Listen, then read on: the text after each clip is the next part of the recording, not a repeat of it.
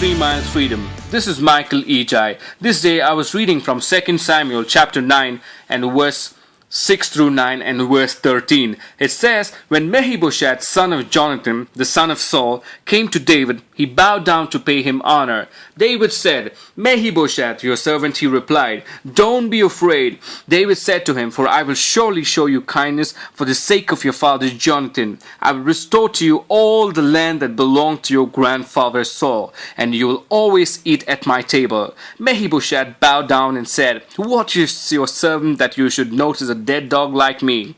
Then the king summoned Ziba, Saul's servant, and said to him, I have given your master's grandson everything that belonged to Saul and his family. Verse 13. And Mephibosheth lived in Jerusalem, because he always ate at the king's table, and he was crippled in both feet. Today I'm going to talk to us about the pathway to freedom, dining at the king's table. In biblical times, persons with disabilities were often overlooked and had to struggle to be recognized and valued as human beings. Certainly that was true for Jonathan's disabled son Mephibosheth. He considered himself to be nearly worthless, a dead dog. So you can imagine his shock when David extended him his royal rights and privileges and invited him to join his family for meals regularly. A dead dog? What a horrible image to have of oneself.